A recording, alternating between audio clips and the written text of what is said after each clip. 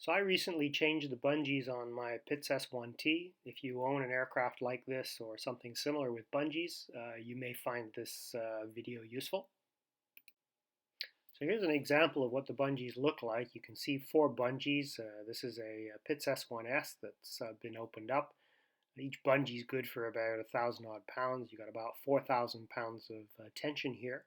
And the bungees are marked with color coding to tell you when they were manufactured. Bungees have been in use for, I don't know, probably close to 100 years on different types of aircraft. And we'll go through how they're installed. Well, these are my bungees, and it's important to notice how they're oriented. It's also important to look at the color coding on them. Mine actually have two blue stripes, and if you look at the information here, two blue strands indicate 2013, and I really want to replace them with a 2019 bungees. Here's the end result that I want. Two bungees on the right hand side oriented exactly the same way as the previous two bungees, and the two yellow stripes indicating late 2019 manufacture. So let's go ahead and look at how I accomplished that. Well, the first thing is you're going to need some way to compress the landing gear. I manufactured these axle stands and used threaded rods to compress the two gear together. Here's what it looks like installed on the plane. One axle stand on each side. Still got the jacks as a backup, and then the threaded rods between the two axle stands. And then you compress them slightly. It doesn't have to be too tight, but just enough to keep the gear together, and so that the rubber bumper blocks are not opened up on.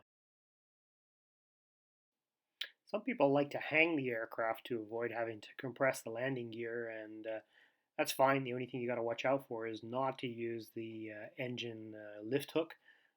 I've heard stories of people cracking their engine cases because the engine is only 300, 350 odd pounds, and so if you lift a 1,000 or 1,500 pound engine, that way you're likely to crack and do $30,000, $40,000 worth of damage. So not advised.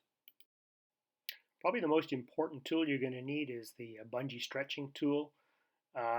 This is mine. It's a bit beat up, and this is the aircraft spruce picture.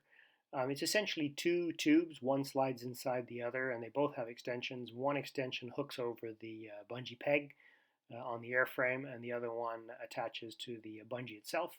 And you crank it up from the bottom, and that lifts the bungee up to the peg, and then it slides off.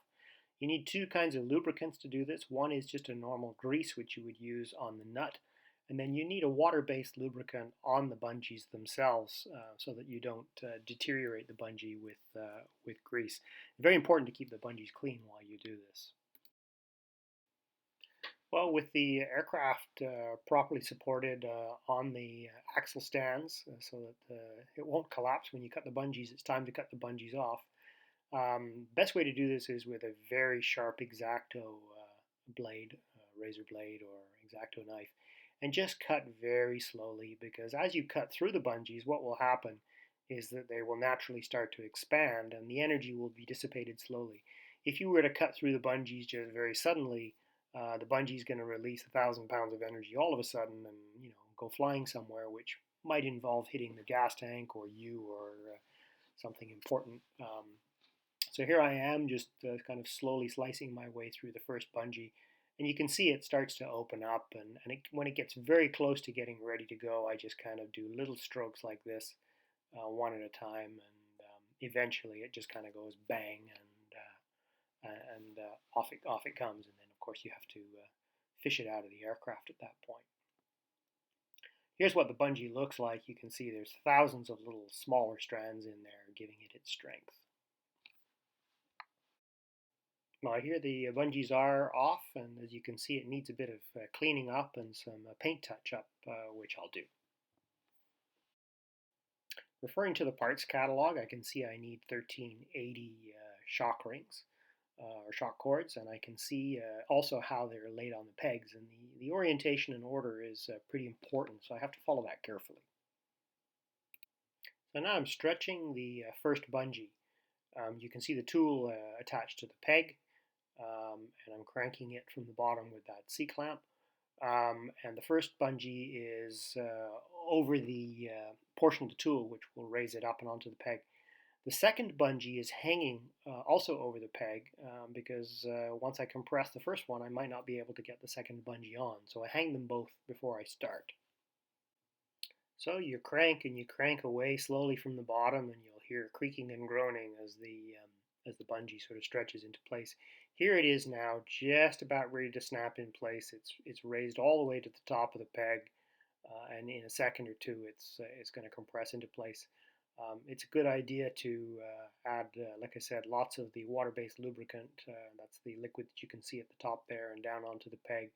And I've also put some protective tape over the pegs to try to minimize the wear from the bungees next time I change them.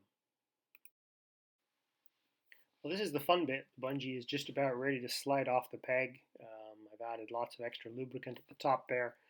If it won't go, you can kind of rock the bungee tool forward and backwards, but usually once it gets up to the top there, it's going to slide off pretty easily. And so you can see it's just slowly going, and once it goes, it's going to go with a bang. And so again, some eye protection and keep well clear. There it goes. And you can see the tool, and then I can just lift the tool off, and away we go. So here's a view of the second bungee going on, and you can see it's outside of the first bungee, sliding up onto the front of the peg, and you can also see the safety wires that are there to prevent the gear collapsing if a bungee breaks, and you have to thread everything through those. I use a C-clamp to attach to the nut, but a vice grip would work just as well. So here's the front or second bungee just at the top of the compression tool, about ready to slide off onto the peg. And again, add more water-based lubricant to the top of the peg between the two bungees to minimize the friction between them. And here it goes. You'll see it'll be getting ready to pop off. Very likely that the tool is going to get stuck now between the bungee and the peg, and you might have to give it some wax at the bottom with a mallet or apply some pressure with a floor jack to get the tool to release from the peg after it slides on.